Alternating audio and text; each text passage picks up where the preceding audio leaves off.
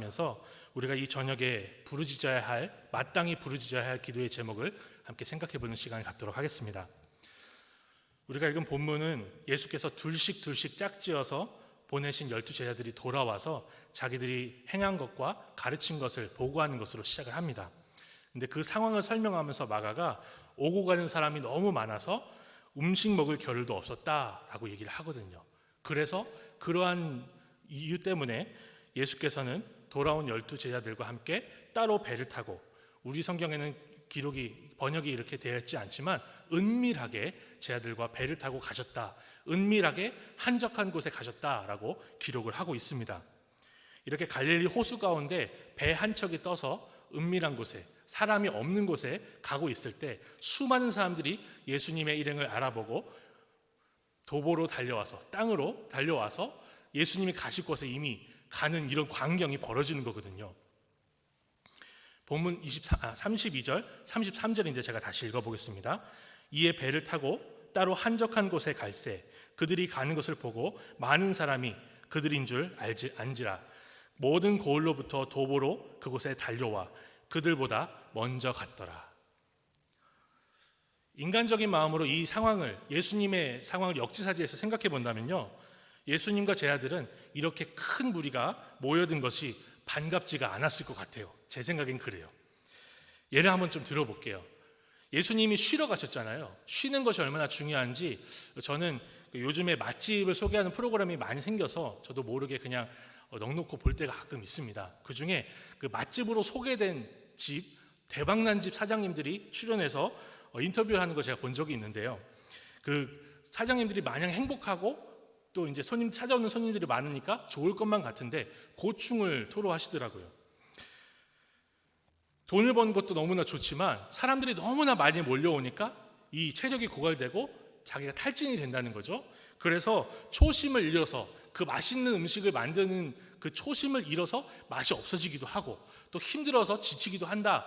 돈을 버는 것도 중요하지만 쉬고 싶다, 이런 얘기를 들어본 적이 있어요. 로봇이 아니라 사람은 사람이기 때문에 쉬고 싶고 쉬기도 해야 되고 돈도 좋지만 숨 돌릴 틈도 좀 있어야 된다는 것을 제가 그 프로그램을 보면서 좀 배웠습니다. 그런 의미에서 한번 생각을 해보면 예수님을 찾아온 사람들은요, 식당을, 맛집을 찾아오는 손님들과 전혀 다르게 예수님께 어떠한 유익이나 이익도 가져다 주지 않습니다. 그렇죠? 오히려 예수님을 만나러 온 이 큰 무리는요, 예수님을 만나러 오면서, 이 놀라운 분을 만나러 오면서 예수님께 대접할 음식도 안 가지고 왔어요. 심지어 자기가 먹을 음식도 안 가지고 왔습니다. 몰려온 무리는 예수님이 자신들의 병들을 고치시고 귀신을 내쫓아 주시고 그리고 하나님의 말씀을 전하시기만, 그러니까 예수님께 무언가를 얻으려고만 온 거예요. 그것도 쉬려고 은밀하게 한적한 곳으로 가신 예수님께 찾아온 것입니다. 우리가 예수님의 상황이라면 우리의 인격과 신앙이 아무리 높은 차원에 있다 할지라도 이 큰 무리를 기뻐하지 못했을 것입니다. 그렇죠? 그런데 예수께서는 이렇게 몰려온 무리를 보시고는 불쌍히 여기셨다라고 합니다. 불쌍히 여기셨다. 34절의 말씀인데요, 제가 한번 읽어보겠습니다. 예수께서 나오사 큰 무리를 보시고 그 목자 없는 양 같음으로 인하여 불쌍히 여기사 이에 여러 가지로 가르치시더라. 우리의 수준으로는 예수께서 큰 무리를 보시고 지치셔서 돌아가라고 그렇게 말씀하실 것 같은데 불쌍히 여기셨다는 거예요. 여기서 불쌍히 여긴다라는 이 동사, 헬라어로 스플랑크니조마이라는 동사는요, 창자가 찢어지는 고통을 느낀다라는 의미를 가지고 있어요. 창자가. 현대에 사는 우리는 마음이 심장에 있다라고 이렇게 해서 하트를 그리지 않습니까? 그런데 예수님 시대 당시에는 마음이 창자에 있다라고 생각을 한 거예요. 생각해보면 배부르면 행복하고 배고프면 분노가 치미는 게 사람이지 않습니까? 그래서인지 마음이 창자에 있다라고 생각을 해서 창자가 찢어지는 듯한 고통을 느끼는 것이 불쌍히 여긴다라는 의미로 사용이 된 거예요. 예수님이 창자가 찢어지는 것 같은 고통을 느끼는 것처럼 한적한 곳에 쉬러 오셨는데 그 쉬러 오시는 그 사이에도 쫓아온 그 큰 무리를 보시고 불쌍히 여기셨다라고 기록을 하는 거죠. 그렇다면 예수께서는 왜 그들을 불쌍히 여기셨을까요? 바로 그 큰 무리가 성경의 마가복음의 기록에 따르면 목자 없는 양 같았기 때문입니다. 목자 없는 양 같았기 때문이에요. 예수님은 목자로서, 다시 바꿔 말하면 예수님은 그들을 목자로서 불쌍히 여기셨다는 것을 표현해 놓은 것이죠. 우리 주님은 이렇게 은혜가 풍성하신 목자라는 것을 마가가 기록해서 보여주고 있는 것입니다. 사실 우리는 기도를 많이 하고 있지만 살면서 돌아보면 별것도 아닌 일로 심각해지고 고민했던 적이 많지 않습니까? 저의 경우에는 그렇습니다. 저만 그런 줄 알았더니 많은 문학 작가들, 많은 소설가들, 영화 작가들이 그러한 부분들을 그려내고 있는 것을 제가 확인할 수 있었어요. 대부분의 사람들이 지금은 어렵고 지금은 심각해 보일지라도 시간이 지나면 별거 아니었다는 것을 깨닫는다는 거죠. 우리가 우리 자신을 보더라도 이렇게 생각을 하는데, 우리가 간구하는 것을 생각해 보십시오. 우리가 간구하는 것이 영원하시고 전능하신 하나님 보시기에는 얼마나 부족해 보일까요? 얼마나 별거가 아닐까요? 그런데 우리 주님은 자기 먹을 것도 안 가져온 큰 무리를 보시고 쉬고 싶은 마음도 뒤로 하신 채 목자의 마음으로 불쌍히 여기셨다라고 합니다. 우리 주님은 우리의 하찮아 보이는 기도의 제목까지도, 우리의 연약해 보이는 그 모습까지도 불쌍히 여기시고 자신의 영광을 위해서 우리를 구원하시는 하나님이시라는 것을 우리가 여기서 생각해 볼 수 있는 것이죠. 그가 인간이 되셨지만, 예수께서 인간으로 나셨지만 하나님의 아들이라는 것을 이 부분에서 또 분명하게 보여주고 있는 것입니다. 그러므로 성삼위일체 하나님을 자신의 목자로 둔 사람은 이렇게 감사하며 고백할 수 있습니다. 여호와는 나의 목자시니 내게 부족함이 없으리로다. 사랑하는 성도님의 가정과 성도님 개인과 삶과 일터에서 이런 고백이 넘치시기를 바랍니다. 이것이 우리가 빼앗길 수 없는 영원한 위로예요. 그렇다면 예수님은 목자의 심정으로 불쌍히 여기신 큰 무리에게 무엇을 하셨을까요? 무엇을 하셨을까요? 예수께서 목자의 심정으로 불쌍히 여기셔서 하신 일은 병을 치료하시거나 귀신을 내쫓으시거나 그들의 가난을 해결하신 것이 아닙니다. 물론 병자들이 왔으면 병도 치료해 주셨을 거예요. 귀신 들린 사람들이 왔으면 귀신도 쫓아내 주셨을 거예요. 근데 마가가 기록하는 건 예수께서 그들을 불쌍히 여기셔서 여러 가지로 가르치셨다라고 기록합니다. 여러 가지로 가르치셨다. 그리고 마가복음의 문맥을 통해서 우리가 알 수 있는 것은 예수께서 가르치시는 것은 하나님의 나라라는 것이죠. 그렇습니다.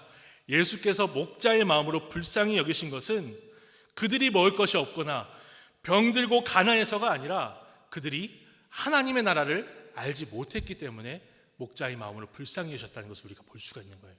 그래서 여러 가지로 가르치셨다라고 하시는 거죠. 물론 우리 주님이신 예수님은 병자와 귀신에 사로잡힌 자들을 불쌍히 여기셨습니다. 그리고 낫게 하셨습니다. 문둥병자를 손을 얹어 낫게 하시고요.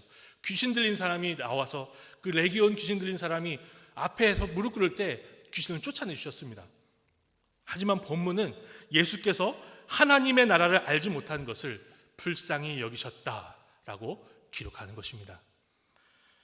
이것이 하나님 나라의 관점인 거죠. 하나님의 관점인 거죠. 이렇게 하나님 나라의 관점은 이 세상과 전혀 차원을 달리합니다. 하나님 나라의 관점에서는 이 세상에서 돈이나 명예나 권력 등이 없는 것이 불쌍한 것이 아닙니다. 오히려 병에 걸리고 귀신 들린 것도 불쌍한 것이 아니지요. 제일 불쌍한 것, 하나님 나라의 관점에서 정말 불쌍한 일은요, 하나님 나라를 알지 못하는 것, 예수를 알지 못하는 것이 가장 불쌍한 일이다라고 우리가 배울 수가 있는 거예요. 온 세상을 창조하신 창조주를 알아보지 못하는 것, 그 창조주를 아버지로 고백하지 못하는 것이 이 세상을 살아가는 우리에게 가장 불쌍한 일이다라는 것을 우리가 분명히 알아야 할 것입니다. 우린 때로 이 세상 가운데 살면서 이 세상의 관점을 분별하지 못하고 휩쓸려 다닐 때가 많이 있어요. 저도 그렇습니다.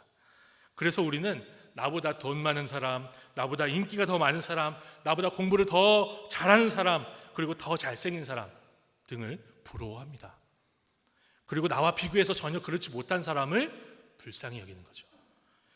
하나님이 없는 세상의 기준이 그렇기 때문에 그렇습니다. 그러나 하나님의 아들을 믿는 우리는 하나님 나라의 관점을 잃지 말아야 합니다. 혹시 휩쓸렸을지라도 주의 말씀을 볼 때 다시 한번 눈을 맑게 해서 원시할 수 있어야 돼요. 멀리 볼 수 있어야 돼요. 하나님의 나라의 관점으로 이 세상을 볼 수 있어야 한다는 것이죠. 하나님 나라에서 가장 불쌍한 일은 예수 그리스도를 알지 못하는 것이기 때문입니다. 믿으십니까? 이것이 예수께서 가르치신 진리이며 하나님이 마가복음을 통해서 이 오병이어의 사건을 통해서 가르치시는 관점입니다. 우리는 근래에 전염병이 너무나 퍼져서 전 세계적으로 퍼져서 고통당하는 시기를 보내고 있습니다.